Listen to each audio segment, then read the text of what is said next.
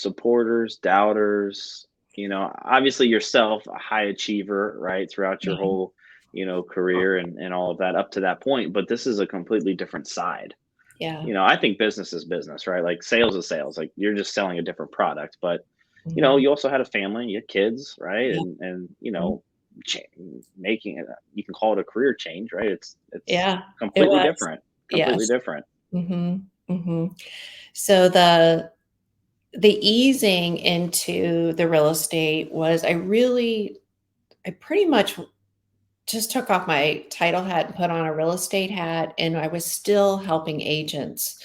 So when I was hired into Cutler, it was for leadership, growing the company, taking it from the agents. They had 50 agents that they all stayed. They had purchased a Prudential Metrics brokerage, Hmm. and all the agents stayed. And so helping and again, I like to build things, right? So being a part of something that was on the ground level here, and it was their first opportunity in Columbus, Cutler.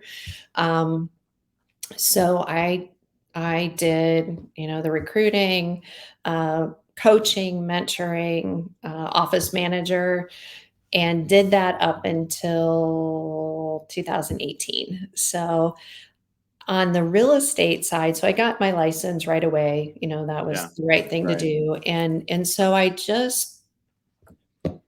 had the luxury of being able to do real estate and still had a full-time job, if Hmm. that makes sense. Yep. So, Yep. just really e not easing into it, but taking it as it came. So, Right. as I was helping other agents, my heart is always to do that first, and that's what I was paid to do. So, I really wasn't pursuing, real estate as a realtor, a Yeah. full-time realtor, because of my full-time job.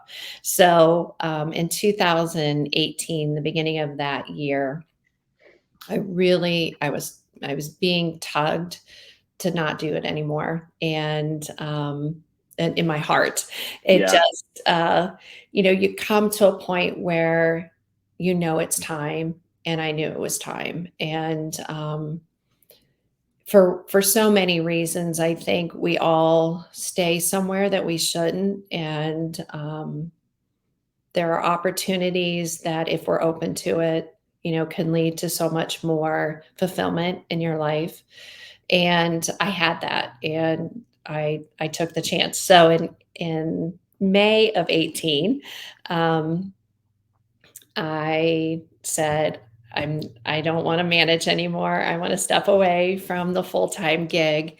And I opened a consulting business. So I have commerce consulting, and I consult and coach to title companies around the country, and then also do real estate. So that was interesting. I hired a business coach right away. I completely believe in coaching, no matter if it's a health coach, business coach, whatever coach it is. For me, I need to be held accountable. I like accountability, and so um, I hired a coach right away, and she helped me through that process of really setting up my business in a right way. Um, mind you, I had always had, I had a full time job. I always had a side gig. My dad, to get ahead, you always need a side gig. So all my life, I've had a side gig, and I didn't even share. I used to own a boutique in Canton. Okay. I came home one day from a trip, and I said to Todd, I said, I'm going to open a boutique. And he's like, wait, what?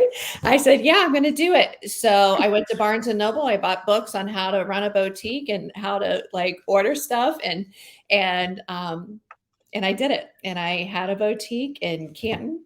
It was called Misty's Place after Elissa, and MS period, E's Place. And that was fun. That, the thing about title and about something that you're really good at, you become where I always say you can do it with your eyes closed, right? I mean, Right. it's so easy, but I know people like me, we need a challenge all the time. So being able to, I had a full-time manager that ran the store for me. It was just a really cool time. I flew to New York and I'd buy clothes and I'd go to California and Las Vegas, and it was just fun. Yeah. And I think you need to have the fun, right? And so um, after I opened it, we moved to Columbus. So I ended up selling it to the manager, and it's all good. But that was something that I did. So my side hustle through the full time was real estate, and the same with Yeah. the consulting. So commerce consulting, still had the real estate business. Um, Real estate's really started to pick up for me. In a very great way. And then COVID hit, and my consulting, nobody was going into offices. Yeah. So my focus changed, right? So it was less Right. consulting, and I was like, oh, well, let's put more thought into real estate. Real estate. Yeah. And from the time of the pandemic and being when we were essential, it really changed my focus. And what you focus on expands. And the real estate blew up, and my brand blew up. And it just became, I had just come back from a Cheplack event. I met John Cheplack. Many of you, I know you know him. Uh, Yep. Yep. so through Cutler, I met John because he was coaching recruiters. Yeah. So I met John in 14 or 15, like I say because I think you brought him to Cutler when we were yeah, there. right. Yes, Yeah. yes, yeah. So that was in his earlier days too. So Yeah. he has just done phenomenal. I mean, he's and so deserving of it. What he speaks is just so good. Yeah. He speaks like, If you want accountability yeah. Oh, and no BS, no excuse. There you oh go. yeah. You get that with John for sure. For sure. So I had just come back from one of his events, and it was all about branding, and all of us just so it's hard to figure out your brand. I really think at times you walk and talk, but until you can come up with um, how it resonates to others, Yeah. that's what I found myself. And being a marketing person, I'm like, figure it out. Well, it I had to be with a coach that had spent so much time with me. It became a natural thing for her to say, this is what your brand is. You care. Yeah. You care. And I was like, yeah, I do care. I know I care, but is it that simple to just say I care?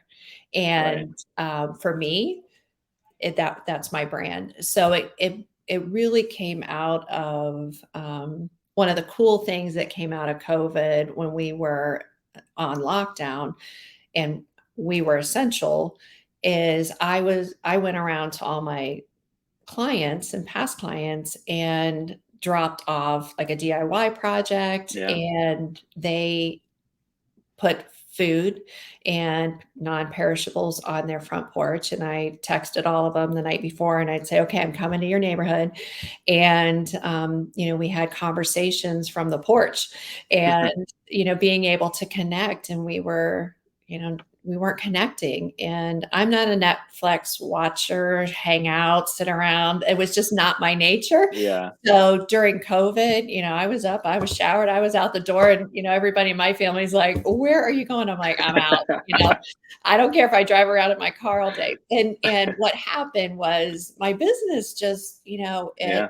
it really people had time to search. I mean, the story is the same pretty much for the agents during that time as people just were ready to make life changes. And we are just now, I think, settling down from all of that Yeah. in business.